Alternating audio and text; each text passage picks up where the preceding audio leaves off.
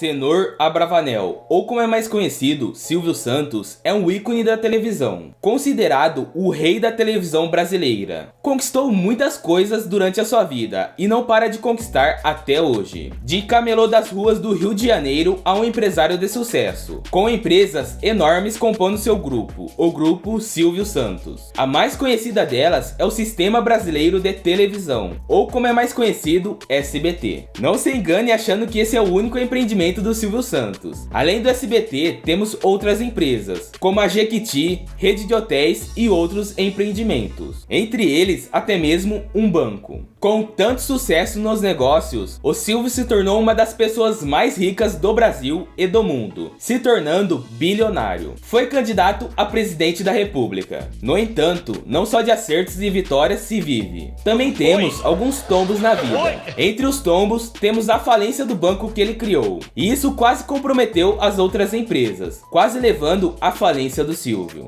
Além disso, temos um episódio muito marcante na vida dele, para o lado negativo: o sequestro de sua filha e em seguida o próprio sequestro. Mas essas coisas não passaram de episódios negativos na vida dele, assim superando e seguindo em frente. A história do Silvio Santos é muito inspiradora. Além de ser um empresário de sucesso, seu carisma conquistou os brasileiros. Conhecido por ser um bom negociador e visto como inspiração pelos seus colaboradores. E hoje conheceremos a inspiradora história do Silvio Santos. Mas antes de começar, eu gostaria de pedir o seu like. Isso me motiva a trazer mais vídeos como esse. Principalmente esse tipo de vídeo que dá muito trabalho. Principalmente para resumir, gravar e editar. E para você receber mais histórias inspiradoras como essa, se inscreve no canal e ativa o sininho das notificações. Teremos muitas outras histórias inspiradoras de outros empresários aqui no canal. Nascido em 12 de dezembro de 1930, na Lapa, Rio de Janeiro.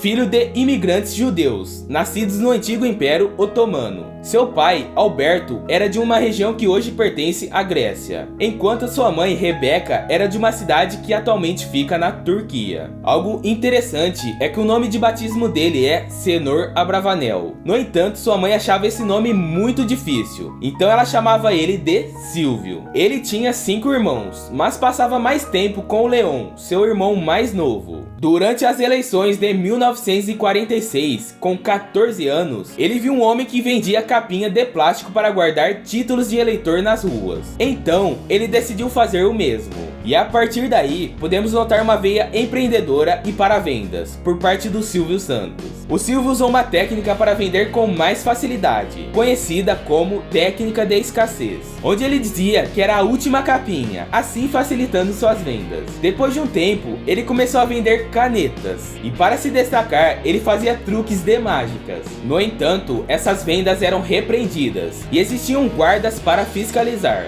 Então seu irmão ficava como vigia para o Silvio fazer as vendas na hora do almoço desses guardas. Até que um certo dia, o chefe dos guardas pegou o garoto vendendo. Ao perceber que o garoto tinha talento e uma voz bonita, ele levou o Silvio para fazer um teste como locutor de rádio.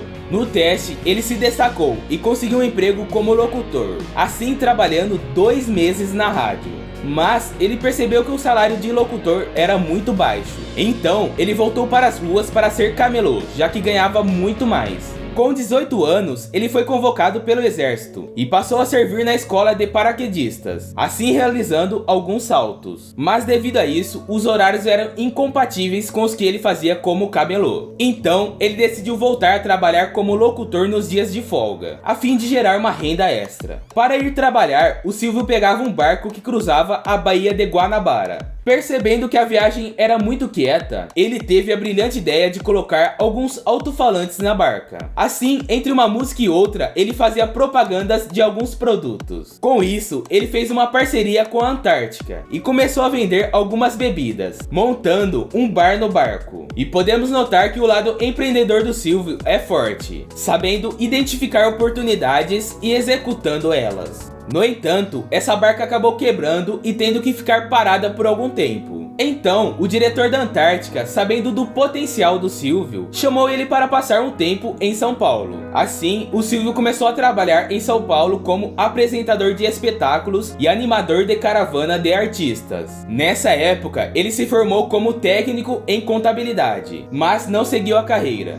Um tempo depois, ele entrou como locutor na Rádio Nacional de São Paulo. E para incrementar a renda, ele criou uma revista chamada Brincadeiras pra Você, onde ele trazia alguns jogos, palavras cruzadas, passatempos e charadas. E ele vendia essas revistas nos comércios da cidade. Podemos notar que o Silvio não tem medo de trabalhar, mudar de área ou de profissão. E isso é essencial para quem quer ser um empreendedor de sucesso. Nessa época, o Silvio fez amizade com Manuel de Nóbrega. Esse nome soa familiar, não é mesmo? Pois bem, Manuel de Nóbrega é pai de Carlos Alberto de Nóbrega, o atual apresentador da A Praça é Nossa. E vale destacar que o Manuel de Nóbrega foi o criador da A Praça é Nossa.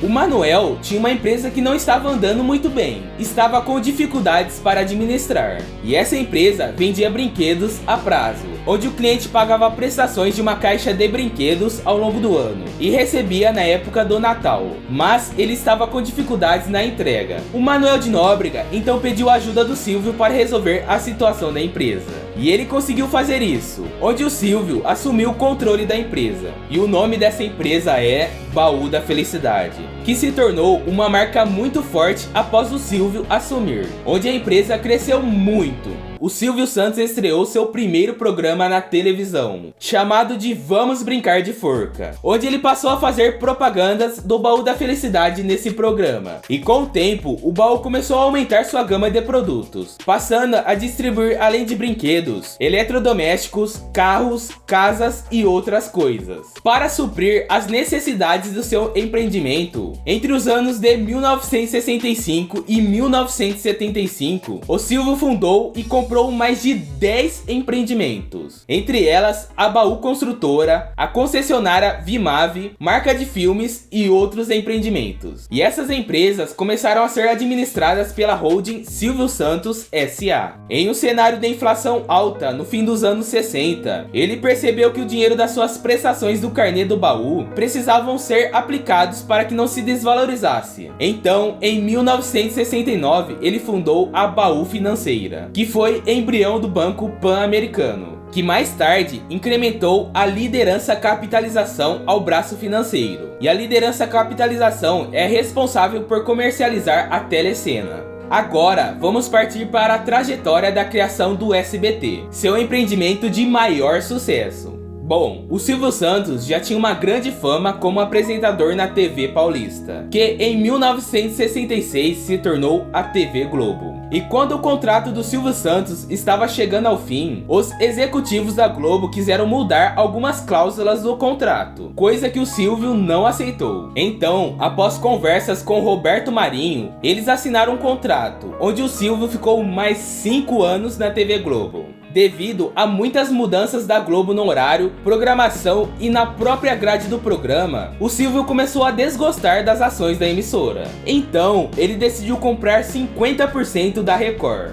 Pouco tempo depois, em 1975, ele criou a própria emissora, a TVS, que começou a operar com mais de 13 mil funcionários. Então, em 1981, ele conseguiu a concessão de mais 4 canais, que passaram a formar o Sistema Brasileiro de Televisão, o tão conhecido SBT. Com tamanha popularidade, o Silvio foi convidado para se candidatar nas eleições para prefeito de São Paulo, coisa que não fez. Mas, um tempo depois, ele se candidatou para presidente da República. No entanto, a sua candidatura acabou sendo barrada pela justiça, sob a alegação de que ele era dono de uma concessionária de televisão. Mas aí eu levanto a pergunta para você. Você acredita que o Silvio Santos seria um bom presidente? Bom, como empresário, ele é excepcional. Eu acredito que no mínimo ele seria um bom presidente. Nos anos 80 e 90, o Silvio se dedicou à expansão do SBT. Neste período, período, por meio de aquisição e fusão, a Baú Financeira se tornou o Banco Pan-Americano. Em 2001, aconteceu um episódio marcante. A filha do Silvio Santos, Patrícia Abravanel, foi sequestrada e mantida em cativeiro por uma semana. Só foi solta após o pagamento do resgate. Apesar da perseguição policial, o sequestrador conseguiu escapar e invadir a mansão do Silvio Santos no dia seguinte, onde ele manteve o Silvio como refém por um dia. O sequestrador só se entregou após o governador de São Paulo ir ao local. Na época, era o Geraldo Alckmin. Em 2006, fundou a Jequiti, uma empresa de cosméticos que se tornou muito famosa. Em 2007, inaugurou o hotel Sofitel Jequitimar Guarujá.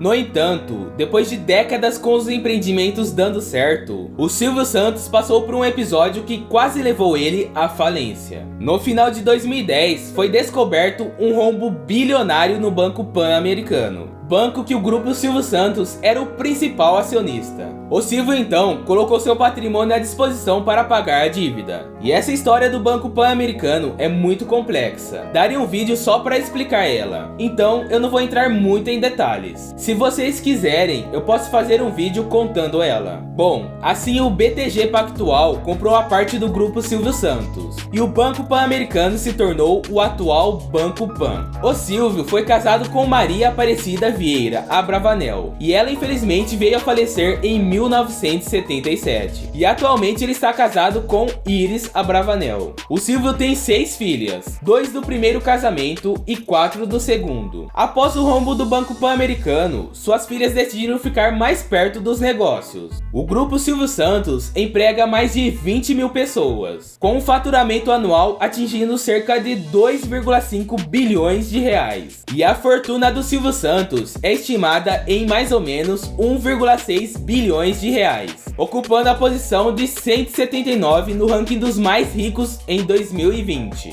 Vale destacar algumas das qualidades que sempre são citadas pelas pessoas referente ao Silvio Santos. Os colaboradores têm uma admiração enorme pelo Silvio, principalmente pela humildade e como ele trata as pessoas. Outra coisa é que sempre citam ele como um ótimo negociador, e atualmente o Silvio Santos tem 90 anos de idade. Conquistou muitas coisas durante sua trajetória empreendedora e não para de conquistar. Dono de um carisma excepcional, conquistou os brasileiros, de camelô a bilionário. Essa é a história do Silvio Santos, o rei da televisão brasileira. E se você gostou de conhecer mais de perto a vida de empreendedor do Silvio, deixa o like no vídeo como uma forma de agradecimento, pois isso é muito importante para o incentivo aqui do canal. Aproveita para se inscrever e ativar o sininho das notificações, pois isso é muito importante para você receber mais histórias inspiradoras. Obrigado por assistir, até o próximo vídeo.